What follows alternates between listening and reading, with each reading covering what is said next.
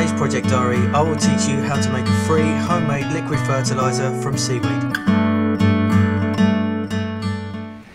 Hi and welcome to Project Diaries. In today's video I'm going to teach you how to make fertiliser out of seaweed. Now there's a few things you need to know before you start going out and collecting seaweed. You need to check with your local law enforcement to see if it's legal for you to pick any up. If you're in Australia or America, there's certain quantities you're allowed to take, and some places it's even illegal.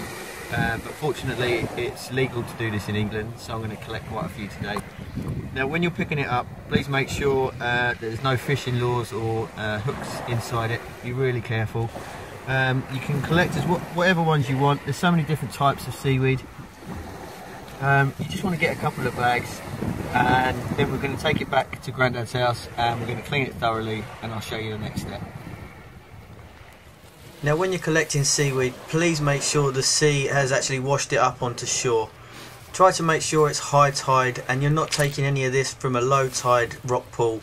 The sea has a really fragile ecosystem, and taking this while it's living on the rocks could severely damage the homes and a good food source for so many creatures. Okay, so now I'm back at Grandad's.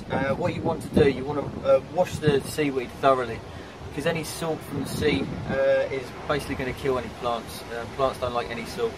So you just get handfuls and a bucket of water.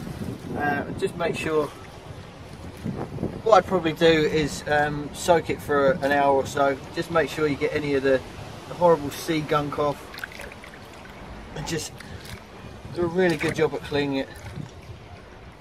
So just go through it carefully and make sure there's no man-made items in there, such as plastics, fishing lines, any chunks of driftwood, bottle caps, or any rope from fishing nets. You can leave traces of sand and some small seashells. When the shells start to break down, they will add a great nutrient source of calcium to the fertiliser.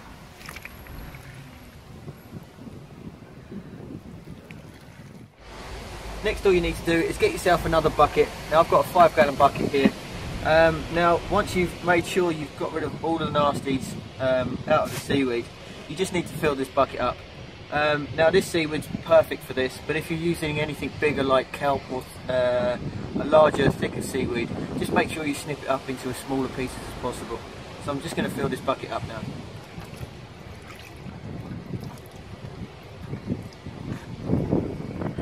Now once it's full as it can be, you just want to top it up with water. Now I'm just going to use rainwater, but you can use fresh water if you want. So I'm just going to fill it up as much as possible until it reaches the top.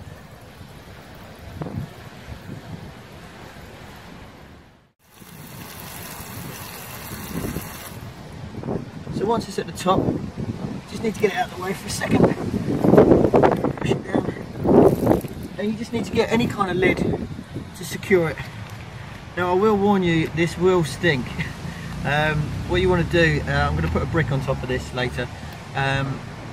What you want to do is you want to leave it for about 3 to 4 weeks. You can even leave it for a few months if you want.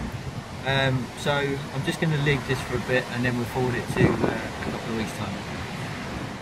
While we're essentially waiting for this to brew like a strong cup of tea, I thought I'd let you know some more details. Now as I said at the beginning, you can use many types of seaweed for this project, but the average NPK rating is 1, 0.5 and 2.5.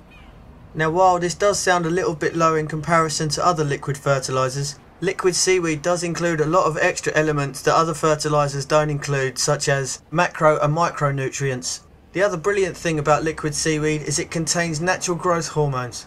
These essential elements allow the plant to fight any diseases or adverse weather, including strong winds, early or late frosts, severe heat and even drought. Now there is such thing as too much of a good thing, and if you over fertilise your plants you may cause them more damage than good. Here's an example of an over fertilised leaf. Now as you can see, the tips and edges of the leaf are starting to turn brown and it's starting to go crinkly. Now if you see this happening to your plant, stop fertilising immediately and just go back to watering for a few weeks. So this is 4 weeks after. I'm just going to show you now. Now I have tried a couple of takes on this because it smells so bad, but I'm just going to take the bricks off.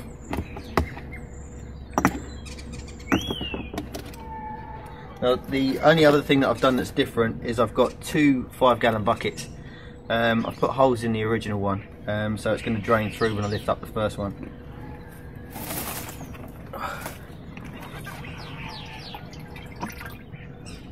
What I'm going to do is just get another one, just so I don't lose any of the fertiliser liquid.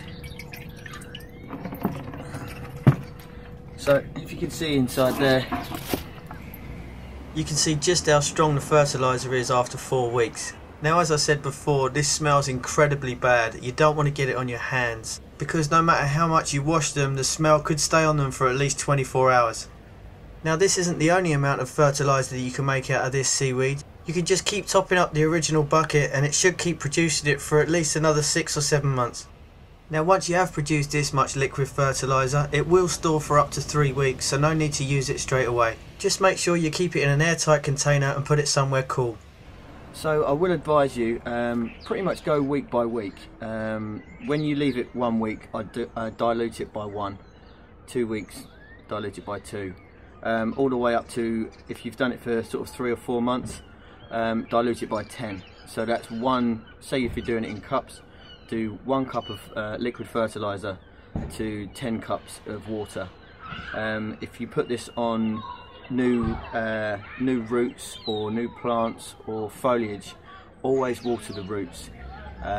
Test one plant at a time,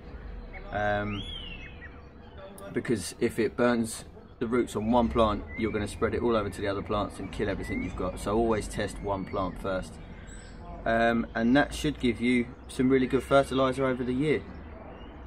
Hope you've enjoyed this video. Good luck trying it at home, and I'll hopefully see you again next time. Take care. If you'd like to keep up to date on all of my future releases, don't forget to subscribe now. Here are some links to some of my other videos, and if you've tried these or any of my other projects, I'd love to see your progress, so please post any photos on my Facebook gardening group on the link below. Thanks for watching, and I'll see you again next time.